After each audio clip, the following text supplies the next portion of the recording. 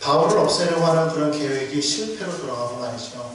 사람들이 모여서 우리가 바울을 죽이기 전까지는 먹지도 마시지도 않겠다 결의했던 것을 여러분 아마 기억하실 겁니다.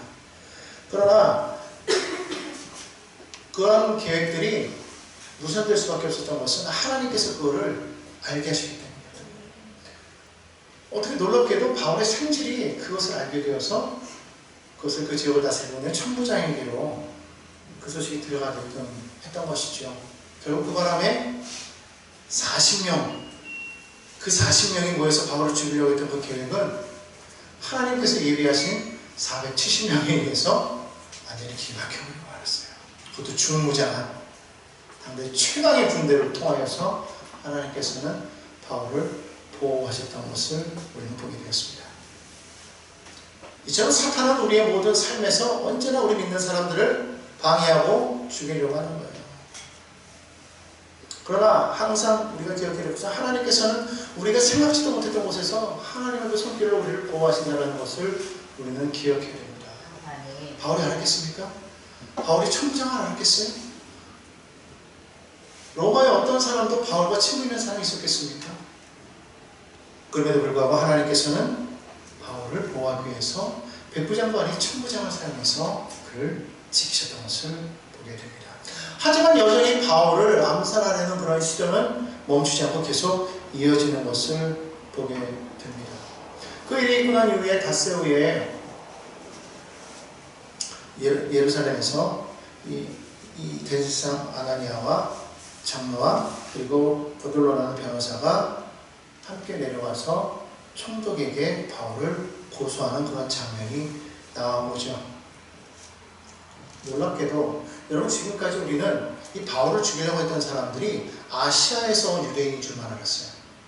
바울이 계속 선교 여행을 다니는 동안에 계속해서 바울을 죽이려고 쫓아다니지 않았습니까? 그런데 지난번에 와서도 죽이려고 했던 사람들이 누구라고 그랬어요? 아시아에서 온 유대인들이라고 했어요. 아시아라는 것은 아시아주를 말하는 것이죠. 즉 에베소에서 온 그 유대인들이었는데 그들이 제사장에게 가서 그렇게 결을 했단 말이죠. 동의를 얻기 위해서 그런 줄 알았어요. 그런데 오늘 여기 보니까 대제사장이었던 아나니아가 직접 내려와서 총독에게 바울을 고소합니다. 이 말은 무슨 말이에요?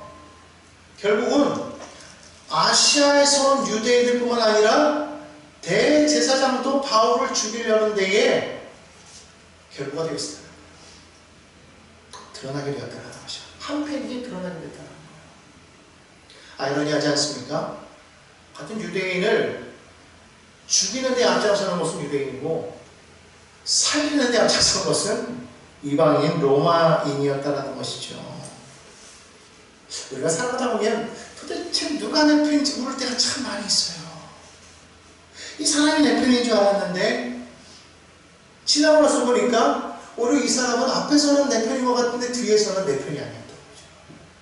그리고 이 사람은 하도 그냥 사람을 마음을 아픈 말을 하도 많이 해가지고 이 사람은 평상시에 내 편이 아닌 줄 알았는데 위중할 때 보니까 이 사람이 내 편이 될 때가 있더라는 거예요. 그래서 사람은 겉으로 봐서는 모르는 거예요. 그래서 우리 사람은요 믿을 대상이 아니라는 것이죠. 우리가 흔히 하는 말 사람은 믿을 대상이 아니고 사랑해야 될 대상이다. 우리가 믿어야 될 대상은 오직 하나님 한 분밖에 없다. 그래서 사람 때문에 우리가 자꾸 실망하잖아요. 사람 때문에 낙심하잖아요. 우리 마음이 가장 실망하고 어려울 때가 사람 때문 아니겠어요? 뭐 돈이야 올 때도 있고 얻을 때도 있고 이럴 때도 있어요. 그죠? 근데 사람은 그렇지 않다는 거예요. 사람은 한번 배신한 사람 다시 얻을 수 있나요? 그렇지 못하더라고요. 그래서 대부분의 많은 사람들이 뭐 지위, 명예, 권세, 물질 뭐 이런 거 다 잃어버려도 그렇게 뭐 마음이 무너지지 않는데 사람에게 상처가 갔을 때 대부분의 많은 사람들이 절망하는 거예요. 많은 사람들이 왜 목숨을 끊습니까? 물론 여러 가지 많은 어려움 때문에 그러기도 하겠지만 사람 때문에 끊는 거예요. 그게 사람이 참 무섭다는 것이죠. 왜 그러냐면 사람에게는 하나님과 같은 그런 부분이 있어요. 하나님이 항상 닮았다. 하나님의 모양을 따라 하나님의 형상대로 하나님께서 사람을 만드셨기 때문에 그 사람에게서 주는 그 파장이라는 게 있어요. 그 사람 때문에 살기도 하고 사람 때문에 죽기도 하고. 그러나 이 세상에서 사람 때문에 살고 죽기도 하지만 그것을 넘어설 수 있는 게 있는데 뭐냐면 우리를 창조하신 하나님을 우리가 온전히 믿을 때 그걸 넘어설 수가 있다. 사람에게 상처받아도 하나님이 나와 함께 하시는 믿으면 산다는 거예요. 아무리 사람이 나를 사랑하여도 내 마음이 허전해요. 허전하단 말이에요. 이 사람한테 사랑받아도 저 사람이 사랑하지 않으면 사람이 이상하게 마음이 안 좋아. 그렇지 않아요? 그런데 우리가 하나님께 은혜를 받고 하나님께 사랑을 받으면 여기서 비록 사랑을 못 받아도 만족이 되더라는 것이죠. 그래서 우리가 믿는다고 하면서도 때로는 우리 마음이 자꾸 요동하는 것은 왜 그럴까? 우리가 하나님을 바라본다고 하면서도 사실은 하나님을 온전히 바라보고 하나님을 온전히 신뢰하지 못했기 때문이라는 거예요. 만약에 바울과 같은 그런 상황 속에서 우리가 예수를 믿고 예수를 위해서 우리가 열심히 일을 하고 있는데 같은 사람들이, 예를 들어서 믿지 않는 사람들 말고 같은 믿는 사람들이 나를 자꾸만 방해하고 헐뜯고 심지어 죽이려고 할 때 여러분 마음이 어떻겠어요? 낙심되지 않겠습니까? 무너지는 거죠. 바울 같았으면, 내가 바울이었으면은 뭐 지금 이 상황에서 누가 나를 죽이기 이전에 야 이렇게 살아서 뭐하냐, 그리고 아마 우울증에 빠져있든지 공황장애에 빠져있든지 더 심하면 자살했을지도 몰라. 근데 바울은 안 그랬거든요. 오늘 우리 믿는 사람들이요 그걸 깨달아야 되는 거예요. 왜 자꾸 마음이 요동할까? 하나님이 성령이 내 안에 들어와 계시지 않기 때문에 그래요. 성령이 내 안에 들어와 계시면 다른 것이 어려워도 그것은 어려울 뿐이지 삶에 문제가 없어요. 왜냐하면 아니 삶에 문제가 없는 게 아니죠. 문제는 있지만 내 안에 요동할 게 없는 거예요. 요동할 게 없는 거예요. 예수 그리스도로 말미암아 우리가 살아가는 것이지. 그래서 바울 사도가 갈라디아서 2장 20절에서 말하잖아요. 내가 그리스도와 함께 십자가에 못 박혔나니 이제는 나 사는 것 아니요 오직 내 안에 그리스도를 믿는 믿음 안에서 사는 것이다. 주님이 내 안에 계시니까 나는 그분을 믿는 그 믿음 안에서 나는 살아가는 거야 라고 고백하고 있어요. 내가 살아가는 것이 너 때문이 아니라는 거예요. 내가 살아가는 것이 권세 때문이 아니라는 거예요. 물질 때문이 아니라는 거예요. 내가 바랐던 그것을 얻었기 때문이 아니라는 거예요. 그것을 다 이뤄도 주님이 나와 함께 하신 걸 확실하게 믿는다면, 아니 성령이 내 안에 와 계심으로 통해서 성령께서 내 안에 살아계심을 우리가 온전히 경험한다면, 그분과 동행한다면 우리는 얼마든지 이 세상을 이기고도 남을 만한 넉넉한 힘이 있다 없다? 있다. 그것을 우리가 이야기해야 될 필요가 있습니다. 결국 사람들은 계속해서 바울을 죽이려고 해요. 사람들이 와서 계속 총독에게 고소하면서 바울을 자꾸 예루살렘 법정에 세우려고 합니다. 이유는 뭐냐면 계속해서 실패했지만 여전히 어쨌든 나오면 죽이려고 계속해서 하지만 총독이요 계속 막아요. 참 그것도 은혜 아닙니까? 그것도 은혜라는 것이죠. 그런데 성경에 보니까 바울이 어떻게 말했어요? 내가 가이사의 법정 앞에 섰으니 나는 누구에게 고소하겠다라는 거예요? 가이사에게 나는 상소하겠다, 그렇게 얘기해요. 가이사에게 상소하더라. 생각해보면 하나님을 믿는다면서 근데 왜 가이사에게 상소할까? 뭐 좀 약간 맞지 않는 것 같잖아요. 하나님을 믿는데 그래서 뭐 인간적인 방법을 써? 바울도 말로만 그랬지 바울도 별 볼 일 없구만 이렇게 생각할 수 있어요. 그렇죠? 그렇잖아요. 하나님을 바라보는 사람이 어째서 가이사에게 상소했을까? 인간적인 방법 쓴 거 아니냐? 우리 그렇게 생각할 수가 있어요. 그런데 절대 그게 아니라는 거예요. 왜 그러냐? 우리가 지난번에 봤죠. 23장 11절에서 하나님께서 그 밤에 바울에게 나타나셨어요. 주께서 말씀하시기를 뭐라고 말씀하셨어요? 바울아 담대해라.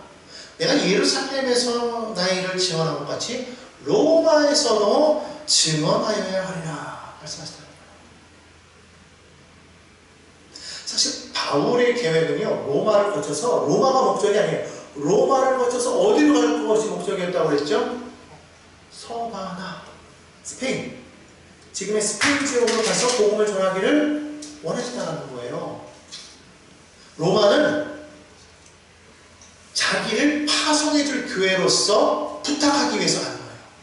왜냐하면 지금까지는 수리아에 있는 안디옥 교회가 자기를 파송해서 계속 지원해줬단 말이에요. 그래서 선교여행을 다닐 수가 있었어요. 이제 서바나 쪽으로 가려면요, 거리가 너무 멀어져요. 그리고 지역도 달라요. 지금까지는 헬라어를 사용하는 헬라어권 지역에서 복음을 전했다면, 이제 서바나는 어디예요? 라틴어를 쓰는 라틴 문화권이라는 거예요. 그러다 보니까 거기에 가장 발전한 도시고, 당시의 전체 그 제국의 수도였던 로마에서 자기를 파송해 주기를 원했다는 거예요. 로마교회에다 편지를 썼다고 그때 말씀드렸죠. 고린도에서 편지를 썼을 때 로마교회에게 부탁한 것이 뭐예요? 나를 파송해서 내가 서방으로 가게끔 해달라라고 말했다는 거예요. 그런데 하나님의 계획은 어디에 있었다라고요? 로마에 있었다라는 거예요. 놀랍게도 로마에는 누가 가서 복음을 전하지도 않았음에도 불구하고 교회가 섰다고 그랬어요. 그래서 로마교회가 참 단단하게 잘 살아오고 있었단 말입니다. 그런데 하나님께서는 로마에 가서 복음을 전하라고 말씀하셨어요. 왜 그랬을까요? 바로 로마에 있는 왕으로부터 시작해서 많은 귀족층에게 복음이 들어가기를 원하셨다. 그것을 통해서 마침내 당대의 세계 최고의 그런 제국, 로마 제국이 변화되죠. 마침내 로마에서 로마가 기독교 국가가 되었을 때에는 그를 통해서 그들이 뚫어놓은 그 길을 통해서 복음이 전파되는 놀라운 역사가 일어나지 않았습니까? 하나님은 이미 벌써 거기까지 보고 계셨던 것 같아요. 그것을 위해서 하나님께서는 바울을 보내시려고 했더라. 이미 그것을 알고 있었기 때문에 바울은 그 상황 속에서 가이사에게 상속할 수가 있었다는 것이죠. 결국 우리는 이 성경을 보면서 우리는 전체를 봐야 돼요. 바울이 하는 그 상황만 보면 바울은 인간적인 생각으로 그가 이 모든 것을 해나가나 여전히 아직도 덜 깨졌나? 아니죠. 그는 하나님께로부터 말씀을 받았기 때문에 그는 이렇게 고백할 수가 있습니다. 왜냐하면 바울을 보십시오. 아까도 우리가 읽었지만 바울은 뭐라고 그랬어요? 내가 한 말이 내가 사실이 아니라면 난 죽어도 좋아 그랬어요. 죽음을 각오한 사람이에요. 죽음을 각오하는 사람이 지금 이 사람들이 자기를 죽이려고 한다고 해서 지금 두려울 게 없다는 것이죠. 이미 벌써 그는 지난번에도 보았지만 고린도에서부터 계속해서 오면서 계속 성령께서 계속 알게 하셨어요. 너 예루살렘에 가면 잡힐 거야. 예루살렘 가면 잡힐 거야. 계속해서 성령이 제자들에게 계속 말씀하시죠. 두로에 왔을 때도 두로에 있는 제자들이 성령에 의해서 감동해서 내려가지 마십시오. 내려가면 죽습니다. 그럼에도 불구하고 내려왔어요. 가이사랴에 오니까 거기서 선지자가 나타나서 예언하잖아요. 너 잡혀갈 거야. 그럼에도 불구하고 바울은 결국 예루살렘에 왔고 결국 바울은 잡혔단 말이에요. 그때 바울이 고백했던 게 뭐예요? 나의 달려갈 길과 나의 사명을 마치려 하면은 이 모든 걸 마치려면은 나의 목숨을 아까워하지 않겠다라고 말씀하고 있잖아요. 각오하고 가는 거. 내 계획은 사만하지만 그러나 하나님께서 나를 그렇게 잠깐만 보내시는 거예요. 왜? 성령이 나라고 알겠지만 너 그래도 가려느냐? 너 그래도 가려느냐? 이거는요 성령께서 알기도 하셨지만 동시에 사단을 통해서도 또 자꾸 방해하는 거예요. 그때 마음이 갈등 생기지 않겠습니까? 정말 이걸 가야 될 것인가 말아야 될 것인가. 그런데 바울은요 그 마음에 뭐라고 해서 나는 성령에 매여서 예루살렘으로 간다. 다시 말하면 성령이요 자꾸 그런 말을 듣기로 함에도 불구하고 성령이 내 마음 가운데 너는 예루살렘으로 가야 되라는 그런 강한 마음을 주셨기 때문에 그는 예루살렘에 갔어요. 왜? 예수 그리스도를 위하여서. 그걸 고백하고 있잖아요. 나는 예수 그리스도 이름을 위하여 나는 간다고 그렇게 말씀하고 있잖아요. 그렇기 때문에 그가 잡힐 것을 뻔히 알았고 죽음당할 수도 있다 알았다. 이것이 마지막일 수도 있다 알았다. 계획은 있지만 그러나 그것은 나의 계획일 뿐이고 이제는 하나님의 성령이 이끄시는 대로 나는 행하겠다. 이미 벌써 그는 한번 경험했기 때문에 아시아로 가려고 했으나 하나님께서 막으시고 성령께서 마케도니아로 오라고 하는 건 마케도니아 사람 환상을 본 이후로부터 시작해서 바울은요 내 계획보다는 하나님의 계획이 먼저구나라는 걸 깨달았단 말이에요. 자기 계획은 사바나였지만 그러나 예루살렘으로 가서 거기서 비록 잡힌다 해도 나는 후회 없다는 거예요. 왜? 성령에 대해서 주의를 하는 것이기 때문에. 그것이 주의 뜻이라면 나는 갈 수밖에 없다. 내가 잡힐 거 뻔히 알면서도 나는 간다. 불 속으로 뛰어드는 거예요. 마치 누가 생각납니까? 그 다니엘의 세 친구 사드락 메삭 아벳느고 하나님의 미사엘 아사랴. 이 세 친구가 그 뜨거운 불 속에 그들이 던져질 위기에 처했을 때 우리는 하나님 외에는 절하지 않겠다고 그렇게 담대하게 고백하잖아요. 뻔히 불에 던져질 거라면서 뭐라고 말합니까? 그러나 하나님께서 우리를 건져주실 것이면 그리 아니하실지라도 우리는 왕의 세상에 절하지 않겠습니다 했을 때 그들은 불에 던져졌단 말이에요. 알면서도 그랬단 말이에요. 던져졌는데 어떻게 됐어요? 살았어요. 지금 바울의 고백이 그런 거예요. 알아요. 알면서도 가는 거예요. 왜 그러냐? 성령의 사람들이기 때문에. 오늘 여러분 우리 믿음의 사람들은요 성령에 사로잡혀서 살아가야 되는 거예요. 삶의 환경이 뚜렷하게 보여요. 야 이렇게 되면 뭔가가 지금 문제가 생길 수도 있어. 나에게 불리할 수도 있어. 하지만 성령이 나와서 자꾸 가라고 하시는 거예요. 그러면 가야 되는 거예요. 그런데 오늘날 많은 사람들이 성령을 따라가는 것이 아니라 나의 이익을 따라가더라고요. 나의 유익을 따라가더라고요. 내가 이것을 하고 싶어 그러고 가는 거예요. 정말 이것이 성령이 원하시는 것인가를 물어보지 않아요. 그리고 내 마음속에 유익을 따라간다는 말이죠. 아니에요. 크리스찬들은요 삶의 환경이 어떻게 바뀌어도 그러나 그것이 비록 불구덩이에 들어가는 것 같은 그런 위험을 처한다고 할지라도 성령이 너를 이끄시면 그래도 하고 가야 되는 거예요. 거기에 길이 있는 거예요. 거기에 소망이 있는 거예요. 왜? 주님께서 말씀하시기를 내가 길이요 진리요 생명이라고 말씀하십니다.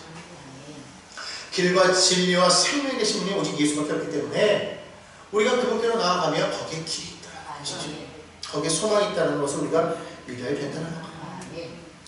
그래서 바울은 탐색에 왔고 결국 여기까지 왔는데 그가 가이사에게 송사하겠다? 아무래도 인간적인 방법을 썼겠냐는 것이 아니라는 거예요. 하나님께서 그 마음 가운데 이미 벌써 말씀하시기 때문에 그것을 깨닫고 가이사에게 송사한 줄로 믿습니다. 그러므로 여러분요 우리가 인간적인 방법을 쓰는 것이라고 말할 때에도 거기에는 반드시 하나님의 결제가 있어야 돼요. 하나님의 승인의 마음 가운데 있어야 돼요. 하나님의 승인의 마음 가운데 있을 때 그것은 인간적인 방법이 더 이상 아닌 거예요. 인간적인 방법인 것 같지만 거기에는 하나님의 방법이라는 것을 우리는 깨달아야 될 줄로 믿습니다. 내가 하는 거지만 내가 하는 거예요. 저 사람을 통해서 하는 것이지만 저 사람을 통해서 하는 것이지만 결국은 하나님이 하시는 거라는 것이죠. 여러분 이걸 알아야 돼요. 그래서 우리가 무언가를 할 때 자꾸 고민을 해요. 이게 하나님의 일인가 사람의 일인가 막 헷갈릴 때 있어요. 그때는 다른 거 없어요. 주의 음성을 듣는 것밖에 없어요. 주님이 내 마음에 주시면 그 마음대로 가는 거예요. 뭐가 어떻고 주변에서 뭐라고 여러 가지 말을 하고 방해가 있고 그건 아니라고 자꾸 뭐라고 말을 해요. 나만 예 그러고 다른 사람들은 다 아니라고 말해도 성령께서 이거야 라고 말하면요 그게 비록 나에게 손해가 돼도 그냥 가야 돼. 그럴 때 하나님의 역사가 이루어지는 겁니다. 여러분 믿으십니까? 하나님께서는 그와 같은 일을 지금 이루고 계시더라는 거예요. 사람들이 나를 막 고발해요. 지금 여기도 보면 성경에서 사람들이 저 사람은 어떻게 고발하지만 사실은 그건 다 무고 아닙니까? 총독인 베스도가 그걸 다 조사해봤지만 전혀 죄가 없어요. 근데도 불구하고 전임 벨릭스도 그렇고 지금 베스도도 그렇고요. 보니까 죄는 없어. 근데 붙잡아도 왜 그런지 아세요? 소요가 일어날까봐. 그리고 저 사람한테 뇌물을 좀 받을 수 있을까? 바울에게 뭐 어떤 이런 마음 막 겹쳐있어요. 한편으로 두렵기도 하고 막 이런 겹쳐있는 거예요. 여러분 세상이 그렇다는 것이요. 세상은요 이게 진짜야? 사실이야? 이거 별로 신경 안 씁니다. 여러분 왜 뉴스를 보면은요 막 뭐라고 하잖아요. 얘가 뭐 했대더라 막 사람이 한꺼번에 그 사람 막 죽이려고 해요. 뭐 없는 거 있는 거 다 틀어가지고 이 사람이 잘못한 것에 대해서 쫙 얘기합니다. 그러다가 나중에 아니게 됐어. 그럼 뭐라고 해요? 간단하잖아요. 아니면 말고 그걸로 끝. 지금까지는 막 몰아칠 때는 뭐 그냥 사방에서 막 이만큼의 막 100만, 1000만, 막 이만큼 몰려들었다면 그냥 그것이 아니고를 밝혀줬을 때는 아니고 말고 딱 하나, 한 줄 딱 나오고 그냥 끝. 그걸 본 사람은 본 거고 못 본 사람은 그냥 넘어가는 거야. 그러니까 사람의 기억 속에는 다 문제 있는 게 되어버리는 거예요. 문제가 없는데. 이게 세상이라는 거예요. 그 사람 죄가 있느냐 없느냐? 중요하지 않아요. 이게 사실이냐 아니냐? 중요하지 않아요. 세상은. 자기가 보고 싶은 걸 보는 거예요. 자기가 원하는 걸 보는 거예요. 그랬으면 하는 걸 보는 거예요. 이렇게 됐으면 좋겠다라는 걸 보는 거예요. 그래서 거기만 흥분하는 겁니다. 그러다가 아니면 쓱 빠지면 되는 거예요. 난 빠졌어. 난 미안하다고 했어. 그걸로 끝. 그걸로 끝일까요? 아니죠. 그것 때문에 얼마나 많은 사람들이 피해를 봅니까? 이게 세상이라는 거예요. 세상이 어떻다라는 걸 우리가 분명하게 알아야 돼요. 세상은요, 절대로 호락호락하지 않습니다. 세상은요, 절대로 사실, 진실 뭐 이런 거 밝히지 않아요. 오죽했으면 유전무죄, 무전유죄 이런 말이 나올까? 그게 진짜냐 가짜냐가 중요한 게 아니에요. 그러나 하나님은 아시는 거예요. 여러분, 그래서 우리가 하나님 앞에 우리가 온전히 섰을 때 하나님은 나를 아시기 때문에 그 하나님 앞에 우리가 온전히 서 있으면 우리가 어떠한 상황 속에서 어떠한 핍박이 다가오고 또 때로 어떠한 모함이 다가오고 어떠한 억울함이 있어도 우리는 그분이 나를 위로하시고 나를 안아주시기 때문에 우리는 살아갈 수가 있는 거예요. 더군다나 그분이 그런 모함을 받고 십자가를 지신 거 아니에요. 그런 모함을 받고 십자가를 지신 거 아니에요. 예수가 왕이냐 아니냐는 상관없는 거예요. 심지어 십자가 위에는 명패로 있잖아요. 유대인의 왕. 왕이냐 아니냐가 중요한 게 아니라는 거예요. 중요한 거는 유대인들의 마음속에 예수는 그냥 죽어야 될 존재였던 것 뿐이에요. 그게 사단이 원하는 거예요. 여러분, 그래서 우리가요, 세상에 우리가 동조해서는 안 되는 거예요. 세상에서 우리가 뭐라고 말해도 우리는 거기에 흔들리면 안 돼요. 세상이 자꾸 어떤 여론몰이를 해서 세상이 자꾸 이런 얘기하고 저런 얘기할 때 우리는 같이 동조해서 흥분할 필요가 없어요. 내가 생각한 것도 판단하지 말아요. 오직 우리는 뭘 봐야 돼요? 하나님이 우리에게 무엇을 기도하라고 하신가를 우리가 분명하게 해요. 내 마음 가운데 하나님은 무엇을 놓고 기도하라고 하신가를 우리가 깨달아야 돼요.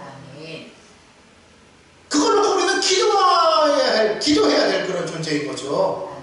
뉴스를 볼 때, 뉴스를 보면서 여러분이요, 어떤 마음이 드십니까? 아, 이걸 한번 기도해야 되겠다. 여러분, 이걸 보라고 우리에게 주시는 거예요. 어떤 분들은 그런 얘기 있어요. 아, 뉴스를 보면 너무 안 좋은 얘기만 들으면서 뉴스 보기가 싫대요. 아니에요. 뉴스는 봐야 돼요. 왜 봐야 되냐면 그걸 알게 하시면 하나님이에요. 하나님, 저걸 보고 기도합니다. 세상이 경탁합니다. 하나님, 이 땅 가운데 정의가 힘들게 해주시옵소서. 이 땅에 하나님의 사랑과 공의가 흘러넘치게 해주시옵소서.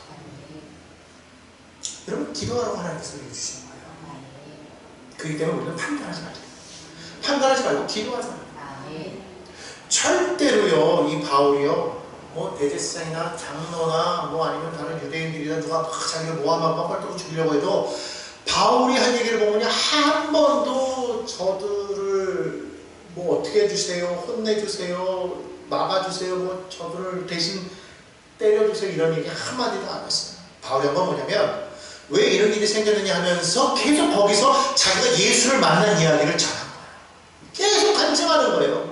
여러분, 24장부터 계속 보십시오. 계속 24장, 5장 계속 보십시오. 바울이 틈만 날 때마다 뭐예요? 내가 어떻게 예수를 만났으며 그 예수가 누군가 하나님의 아들이시고 죽으셨는데 부활하셨다는 거예요. 누구를 위해서? 우리를 위해서. 계속 그 얘기하는 거예요. 예수의 죽으심과 부활에 대해서 계속해서 전하고 있어요.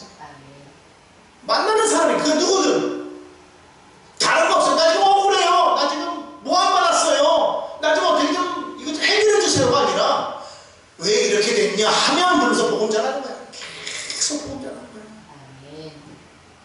우리가 해야 될 게 뭔지 아시겠습니까? 우리가 해야 될 게 어떻게 살아가느냐가 중요한 게 아니에요. 생사와 복은 하나님께 달려있어요. 살고 죽는 건 하나님께 달려있어요. 중요한 건 뭐냐면 우리는 보는 누구에게든지 우리가 예수가 그리스도임을, 예수가 나를 위해서 십자가를 죽으시고 부활하신 하나님의 아들이심을 우리는 전해야 된다. 어떤 방법으로든지 만나면 전할 수 있어야 되는 거예요. 계속 전해야 돼요. 사단은 그걸 알게 자꾸 막잖아요. 요즘에 그 택시에서 복음 전하잖아요. 옛날에 택시 타면 복음 많이 다녔거든요. 요즘에 택시 타서 전하잖아요. 이것도 법으로 못하게 이제 금지됐어요. 그리고 택시기사 신고하면 걸려요. 벌금 내야 돼요. 세상이 지금 이렇게 바뀌었다니까. 여러분, 사단은 이렇게까지 복음 듣기를 싫어하는데 우리는 거기에 동조해가지고 우리는 알아서 복음을 안 전하고 있잖아요. 그죠? 근데 사단이 뭐라고 그래요? 이기는 편 내 편이잖아요. 사단이 내 편이라고 하지 않아도 좋아. 그냥 안 하니까 그냥 감사한 거지. 우리는요, 무조건 전해야 돼요. 우리는 천만 주의 복음을 전하는데 어느 때를지 우리는 전해야 되는 거예요. 때는 어떤지 못하든지 기도하기 힘써야 되지만 때는 어떤지 못하든지 우리는 또 전도하게 힘써야 돼요. 만나는 누구에게든지 내가 만난 그 예수를, 그러니까 여러분 그게 있어요. 그 감정이 있어요. 내가 만난 예수. 내가 만난 예수. 바울은요, 자기가 만난 그 예수가 있기 때문에 그거를 전할 수가 있었어요. 나도 예전에는 여러분과 동일한 그런 유대인이었습니다. 핍박자였고 철저한 유대인이었어요. 난 바리새인이에요. 나는 가말리엘에게서 배웠어요. 누구보다도 나는 철저한 유대인입니다. 비록 길리기아 다소에서 태어난 로마인이지만, 로마 시민이지만 나는 유대인입니다. 얼마나 철저한지 여러분 아시지 않습니까? 내가 스테반을 죽일 때 그 앞에서 내가 옷을 내가 맡았던 사람이고, 가는 곳곳마다 사람들 잡아서 오게 가거나 죽이는데 하지 않았습니다. 심지어는 내가 대제사장에게 내가 그 권세를 얻어가지고, 그리고 내가 다메섹까지 가서 저 유대인 그리스도인들을 내가 잡아다가 내가 감옥에 가서 죽이려고 내가 앞장선 사람이 나예요. 그런데 그 길에서 나는 살아계신 주님을 만났습니다 라고 그가 얘기했어요. 주님이 살아계신 나를 거기서 보았습니다. 나는 만났습니다 라고 말했다라는 거예요. 여러분에게는 그 만난 그 경험이 있나요? 여러분에게는 그 예수를 전할 수 있는 그게 있어야 되는 거예요. 나는 언제 예수를 만났습니다. 그 예수님이 나를 찾아오셨습니다. 여러분 잘 아셔야 되는 건 뭐냐면요, 내가 예수를 찾아간 게 아니라 예수님이 나를 만나러 오셨다는 거예요. 아멘. 여러분에게 그런 경험이 다 있어요. 예수님은요 지금 우리를 찾아오십니다. 아멘. 주님은요 오시는 분이지 우리가 가는 게 아니에요. 따라합시다. 오시는 주님. 오시는 주님. 나를 찾아오셔서 나를 구원하시고 나를 새롭게 하시고 나에게 생명 주시고 나를 병하시키는 분. 아멘. 할렐루야. 아멘. 바울이 그런 사람이었기 때문에 그는 예수를 간절히 잘했어요. 이제는 가이사에게까지 상소를 합니다. 결국에는 이제 바울은 갈 수밖에 없게 됐어요. 왜냐면 오늘 여기 성경에 뭐라고 말합니까? 그가 가이사에게 상소하였으므로 가이사에게 갈 것이야. 선포해버립니다. 가이사에게 갈 것이야. 이제 이 일 이후에 어떠한 일이 펼쳐질지 여러분 기대가 되십니까? 여러분 우리는 하나님이 명령하셔서 가이사에게 가라고 하면 가이사에게 가야 돼요. 대통령이 가라고 하면 가야 돼요. 믿지 않는 사람들이 가라고 하면 가야 돼요. 너는 어디 가서 복음 전하러 가야 돼요. 우리는 그런 분명 마음이 있습니다. 여러분 주변에 믿지 않는 가족들, 믿지 않는 형제들, 또 동료들 있잖아요. 전해야 돼요. 무조건 전해야 돼요. 그러면 그들이 구원받아서 변화돼서 이게 필요한 게 아니에요. 전하면 구원시키시는 것을 아버지께서 하십니다. 아멘. 우리는 온전히 복음을 전하는 그런 믿음의 사람들이 되시기를 바랍니다. 그러기 위해서 어떻게 된다? 성령의 음성을 듣자. 아멘. 성령님께 매이자. 따라합시다. 성령님께 매이자. 성령의 음성을 듣자. 그럴 때 하나님께서 우리에게 지혜를 주셔서 세상적인 방법인 것 같지만 그것을 하나님의 방법으로 사용하셔서 놀라운 일을 이루게 될 줄로 믿습니다. 아무쪼록 여러분 눈에 보이는 것 가지고서 우리의 마음을 빼앗기지 말고요, 이런 눈에 보이지 않지만 살아계신 하나님, 그분이 나와 함께 계심을 믿고 오직 그분과 동행함으로 여러분 승리합시다. 왜 예수님이 이 땅에 오셨는가? 왜 우리에게 이 성탄절이 중요한가? 다른 거 없어요. 우리를 구원하고 살리기 위해서 주님 오신 거예요. 전능하신 하나님, 창조주 하나님. 우리가 그분의 오시면 그냥 그 탄생만 그냥 기뻐하다가 그 성탄절의 의미를 모르고 그냥 그거에만 막 기뻐하다 보니까 어느 순간인가 성탄절이 그냥 축제의 날, 파티, 그냥 연말에 행하는 그런 어떤 걸로 바뀌어버려서 세상 사람들도 크리스마스는 즐기지만 거기에는 예수가 없단 말이에요. 우리 그렇게 만들지 말고요. 성탄절이 정말 중요한 게 아니라 진짜 중요한 건 예수님이 중요합니다. 아멘. 그 예수님과 함께 동행하는 믿음의 백성들이 다 되시기를 간절히 소망합니다.